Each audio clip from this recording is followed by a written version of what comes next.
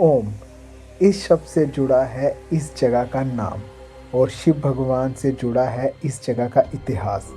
मध्य प्रदेश के नर्मदा नदी के तट पर बना है 12 ज्योतिर्लिंग में से एक ज्योतिर्लिंग ओमकारेश्वर। इस वीडियो में मैं रिधम मेहता आपको लेकर चलूँगा ओमकारेश्वर के इस सफ़र में और इस वीडियो में हम जानेंगे इस जगह के इतिहास के बारे में। पर रुको, ये कहानी हम शुरू करेंगे अमृतसर के रेलवे स्टेशन से, जहाँ से ली हमने अमृतसर से नागदा की ट्रेन। और ज़िंदगी में पहली बार इतनी लंबी ट्रेन जर्नी में मैं और मेरे दोस्त एकदम से तैयार थे, खाते पीते और सोते इस जर्नी को पूरा करने के लिए। और 30 घंटे के इस सफ़र में हमने शुरुआत की अमृतसर से और फिर हरियाणा, दिल्ली, यूपी, राजस्थान से होते हुए हम पहुँच गए मध्य प्रदेश में और आखिर में हमारी जो मंजिल थी वो थी ओमकारेश्वर। 1200 किलोमीटर का इस वाली ट्रेन में सफ़र करने के बाद हम पहुंच चुके हैं नागदा। यहाँ से अब हम ओमकारेश्वर के लिए बस लेंगे, क्योंकि डायरेक्ट बस कोई भी ट्रेन जाती नहीं है ना ओमकारेश्वर के लिए। तो यहाँ से अब हम जाएंगे bus stand, then bus stand से हम ओमकारेश्वर के लिए जो है वो बस लेंगे, जो कि यहाँ से लगभग 200 किलोमीटर है। 6 घंटे रास्ता और लगेगा। बाकी अभी देखते हैं डायरेक्ट बस कोई मिलते हैं, नहीं तो हमें इंदौर जाना पड़ेगा। बाकी चलते हैं यहाँ से। स्टेशन किराया स्टेशन डाल देंगे। इस बंदे को नहीं पता ये अमृतसर से आ गया हमारे साथ है। इसे अभी तक नहीं पता कौन सा स्टेशन है ये, और इसे ये भी नहीं पता हम जा कर रहे हैं।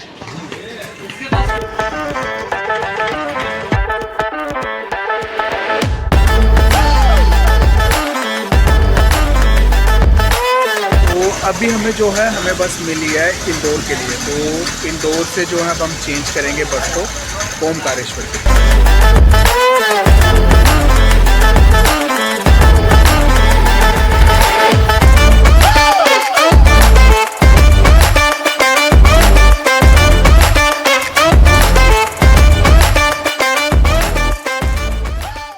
नागदा से कोई भी डायरेक्ट बस ना मिलने की वजह से हमने ली इंदौर के लिए बस।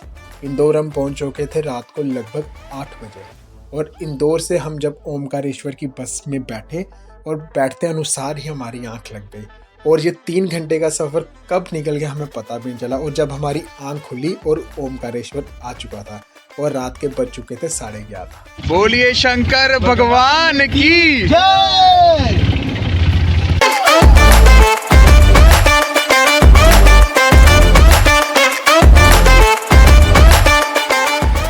सो 30 घंटे का सफ़र करने के बाद हम पहुंच चुके हैं द्वादश ज्योतिर्लिंग में से एक ज्योतिर्लिंग ओमकारेश्वर में। और जस्ट अभी हम उतरे ही हैं बस से और होटल की तलाश में निकल चुके हैं। और अभी बज रहे हैं रात के 11:30। और अभी कोई रूम मिल नहीं रहा है हमें, क्योंकि काफ़ी भीड़ हो चुकी है यहाँ पे, जिसका कोई भी रूम अवेलेबल नहीं है। अभी फ़िलहाल सुबह के भूखे हैं तो खाना खाने लगे हैं, उसके बाद फिर से ट्राई करेंगे। अगर कोई रूम मिल जाता है तो दैन देखते हैं वहाँ। अभी तो 12:30 हो चुके हैं और हालत हो चुकी है ख़राब। सुबह 5 बजे उठ के दर्शन भी करने हैं और फिर वहाँ से हमने वापस अपनी नई दूसरी डेस्टिनेशन उज्जैन भी जाना है। बाकी देखते हैं। ठंड नहीं है यहाँ पे, पंजाब में ज़्यादा ठंड थी, यहाँ इतनी ठंड नहीं है।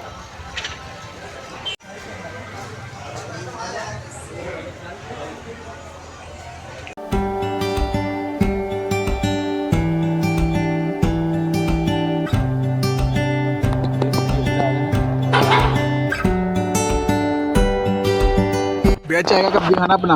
हलापुरी ये देखो चाय का कप 10 रुपये। इतनी हमारे पंजाब में चीनी डाल देते हैं कप में।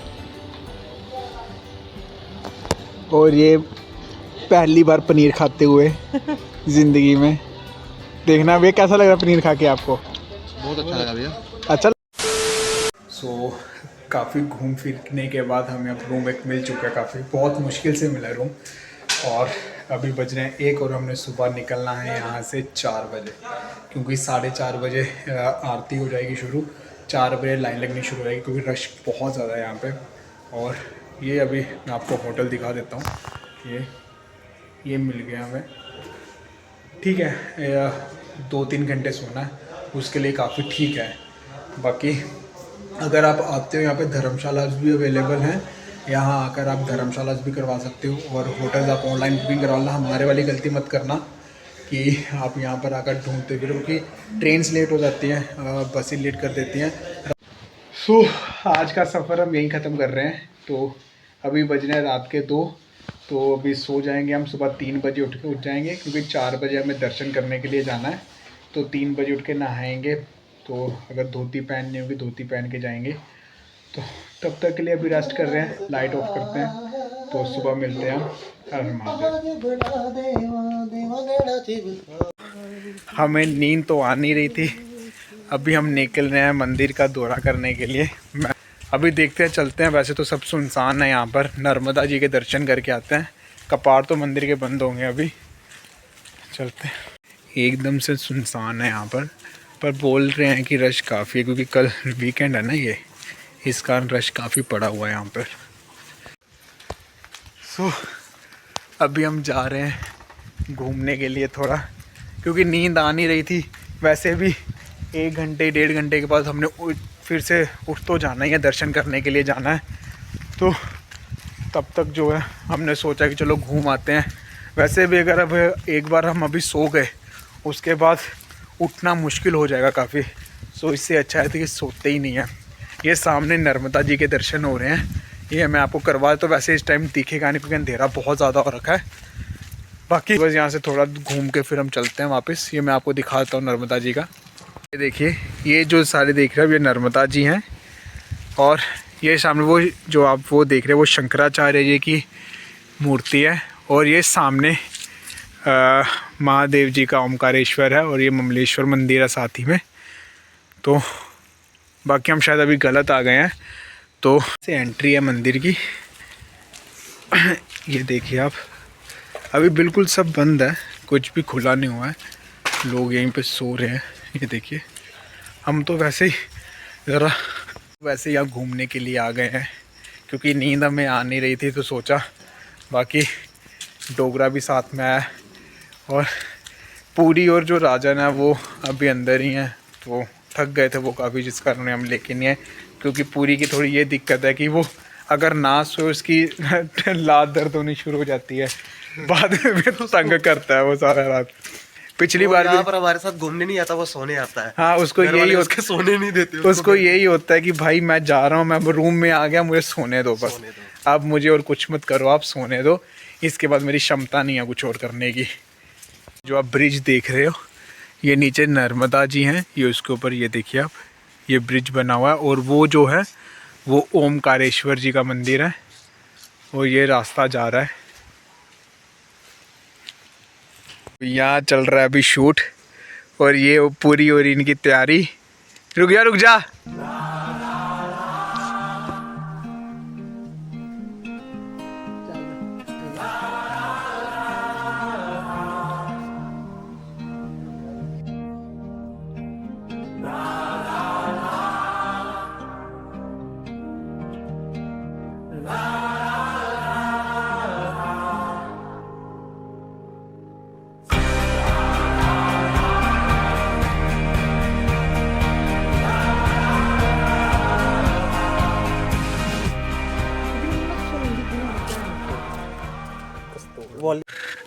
ये जो आप देख रहे हैं, ये सुबह पूरी मार्केट लगी होती है यहाँ पे।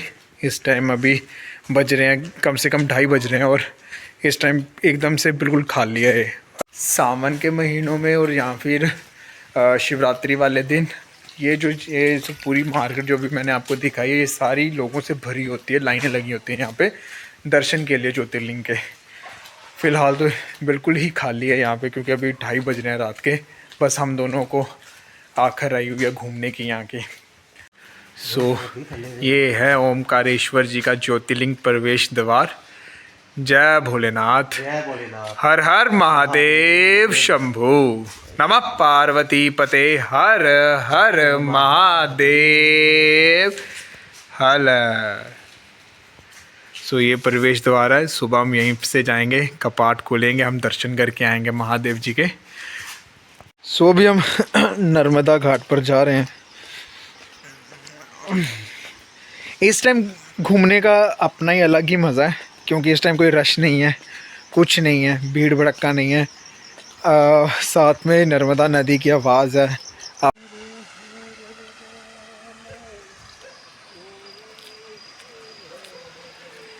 और ये ऊपर बैठे हैं हमारे महादेव।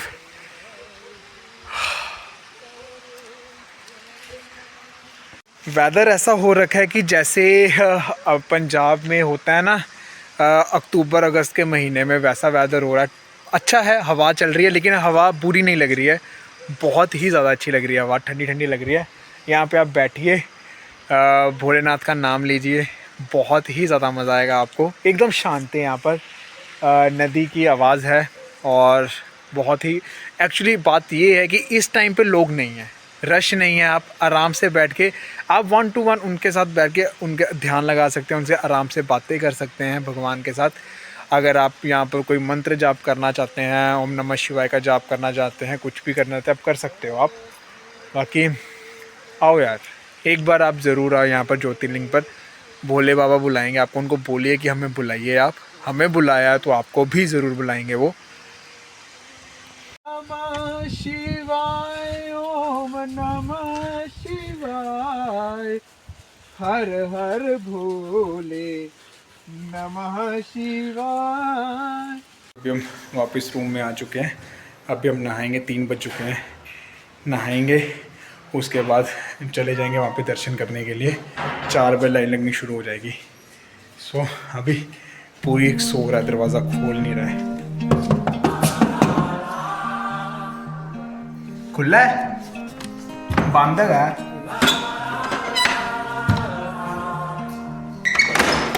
ये इंसान, इसको सोने की, पर चलो हम घूम फिर के वापस आ गए हैं। और ये पूरी को भी उठा लिया, इसकी भी नींद पूरी हो गई है। और ये देखो उठ के हैं पूरी भी, अब सुस्ती। और ये एक बंदा हमारा ये सो रहा है, और ये भी उठ के कैमरा देख के भाई भी उठ गया। सो अभी हम बस नहाने के लिए जा रहे हैं, नहाएंगे बारी बारी से सभी एक एक करके। छोटा बाथरूम है, सारे तो नहा नहीं सकते।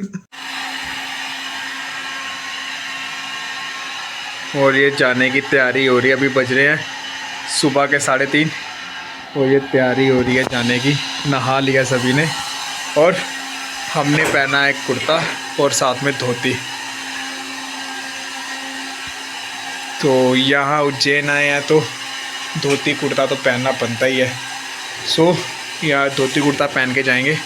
बाकी मैं और पूरी डाल रहे हैं धोती कुर्ता, और ये जो टोकरा है ये ऐसे ही सिंपल में, क्योंकि इसने अभी धोती खरीदनी है। तो हम लेट पहुँचे थे और सुबह जल्दी निकले, इसलिए कोई शॉप नहीं खुली है, क्योंकि इसने भी धोती लेनी थी, नहीं बोल रहा था इसका मैं भी धोती में दर्शन कर। तो हम उज्जैन जाकर महाकालेश्वर जाकर नई धोती खरीदेंगे, और ये वहीं जाके जो है, क्योंकि महाकालेश्वर अगर गर्भगृह में जाना तो वहाँ पर धोती कंपलसरी, आपको धोती पहननी पड़ेगी, और स्त्रियों को जो है वो साड़ी पहननी पड़ेगी। बाकी अब निकलते हैं यहाँ से, बस पूरी नहा रहा है, राजन रह गया नहाने वाला, मैंने और डोगरे ने नहा लिया, और यहाँ से हम निकल जाएंगे दर्शन करने के लिए। और भक्त लोग अभी से जाना शुरू हो गए हैं जाने के लिए मंदिर के लिए। तो देखते हैं अभी रश कितना है, क्योंकि उन्होंने बोला था कि 3:30 बजे जाके लग जाना, नहीं तो आपको रश मिलेगा काफ़ी। तो फाइनली अब हम निकल रहे हैं दर्शन करने के लिए। बहुत ही ज़्यादा एक्साइटमेंट है कि हमारा आज पहले ज्योतिर्लिंग के दर्शन होने वाले हैं। हमें पहले हम केदारनाथ कर चुके हैं, ये हमारा दूसरा ज्योतिर्लिंग है। हम जा रहे हैं दर्शन करने के लिए, अभी बजे सुबह के 4, और अभी से लोग जाने शुरू हो गए हैं। वैसे तो कह रहे हैं कि 4:30 बजे की है यहाँ की आरती का टाइम, तो बाकी अभी से लाइनें लगनी शुरू हो जाएंगी। तो हर हर भोले नमः शिवाय, नमः शिवाय।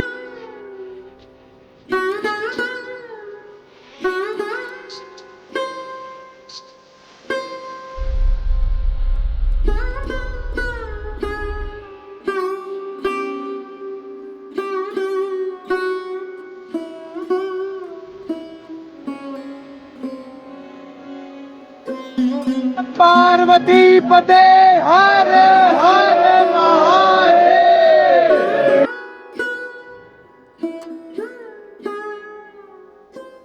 ये ज्योतिर्लिंग मध्य प्रदेश के शिवपुरी नामक स्थान पर स्थित है। ओमकारेश्वर में ज्योतिर्लिंग के 2 रूपों ओमकारेश्वर और ममलेश्वर की पूजा की जाती है। शिव पुराण के कोटि रुद्र सहित के 18वें अध्याय में इसका वर्णन मिलता है। एक बार की बात है, महर्षि नारद जी विंध्य नामक पर्वत पर जा पहुँचे। विंध्य ने उनका स्वागत किया और कहा कि मैं सर्वगुण संपन्न हूँ, मेरे पास हर प्रकार की संपदा है, किसी भी वस्तु की कमी नहीं है। इस प्रकार के विचार को लिए विंध्य नारद जी के समक्ष खड़े हो गए। नारद जी ने विंध्याचल की अहंकार भरी बातें सुनकर एक लंबी सांस ली और चुपचाप खड़े हो गए। विंध्य ने पूछा, आपने किस कमी को देखकर इतनी लंबी सांस ली है? नारद जी ने विंध्याचल को बताया, तुम्हारे पास सब कुछ है, किंतु सुमेरु पर्वत तुमसे बहुत ऊंचा है। उस पर्वत की शिखाओं का भाग देवताओं के लोकों तक पहुंचा हुआ है। ये कहकर नारद जी वहां से चले गए।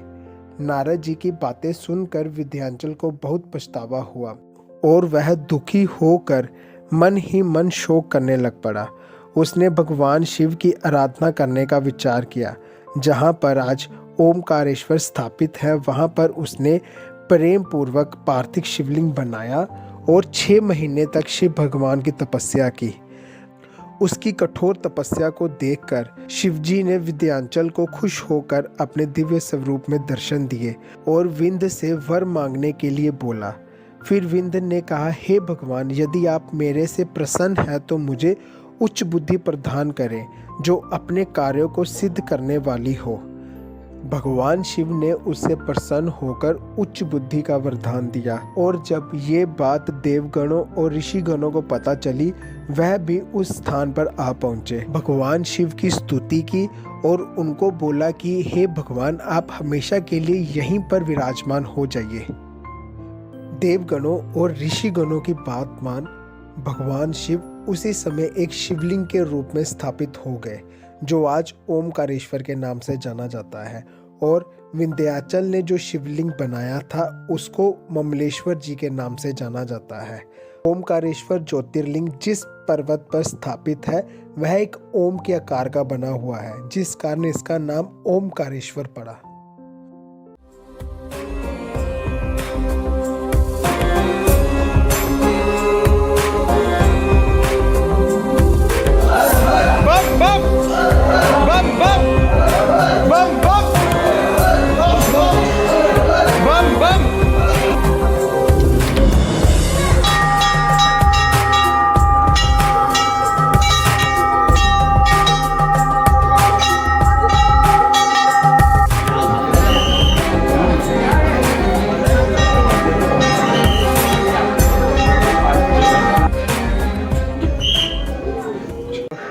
ज्योतिर्लिंग के दर्शन हो चुके हैं, बहुत ही ज़्यादा बढ़िया दर्शन हुए हमारे।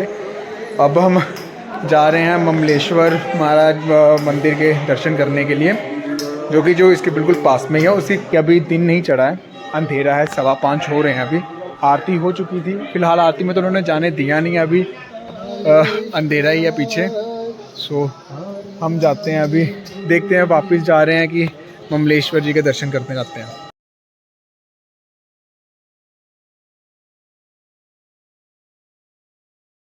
ओमकारेश्वर जी के दर्शन कर लें, अब हम जा रहे हैं ममलेश्वर जी के दर्शन करने। ये ब्रिज है, कभी मैं आपको दिखाऊंगा, जो कि ममलेश्वर मंदिर और ओमकारेश्वर मंदिर को जोड़ता है, क्योंकि नीचे नर्मदा बहती है तो उसके ऊपर ये पुल बनाया गया है, ताकि आप ममलेश्वर मंदिर से ओमकारेश्वर आप इसी पुल के ऊपर से आप जा सकते हो।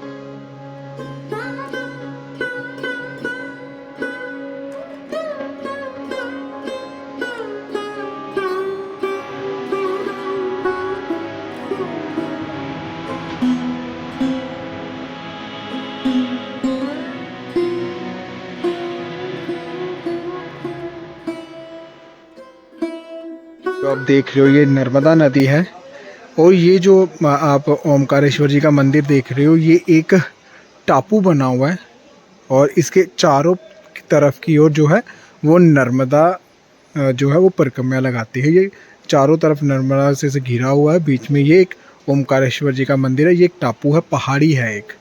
ने जो है ममलेश्वर जी के दर्शन भी कर लिए हैं और ओमकारेश्वर जी के ज्योतिर्लिंग के तो दर्शन बहुत ही ज़्यादा बढ़िया हुए हमें। मतलब कि अंदर गए थे, रश था काफ़ी, लेकिन आराम से दर्शन हुए, जल चढ़ाया हमने। और ममलेश्वर जी के जो दर्शन थे वो तो बहुत ही ज़्यादा बढ़िया हुए। मतलब कि आराम से आप अंदर, कोई धक्का मुक्की नहीं थी, कोई ये नहीं जल्दी का कुछ नहीं था कि आप जल्दी चले जाइए ऐसा करिए, कुछ भी नहीं था। तो आप आराम से माथा टेक सकते हो अंदर। अभी हम जा रहे हैं वापस रूम के लिए।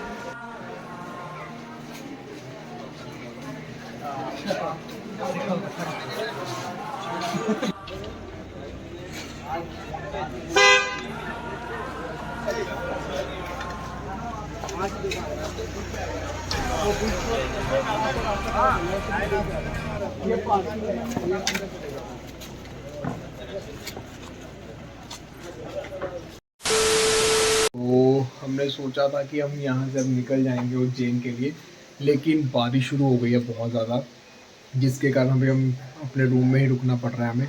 तो ये था कि चलो अभी निकल जाएंगे, 8 बजे हम उज्जैन पहुँच जाएंगे, तो सारा दिन रहेगा हमारे पास उज्जैन में दर्शन करने के लिए, घूमने के लिए।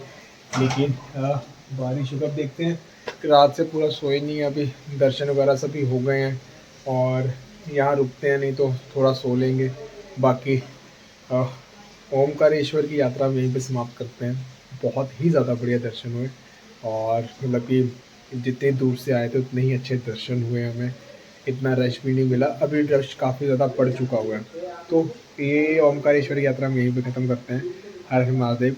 मिलते हैं आपको अगले एपिसोड में उज्जैन में। जय श्री महादेव।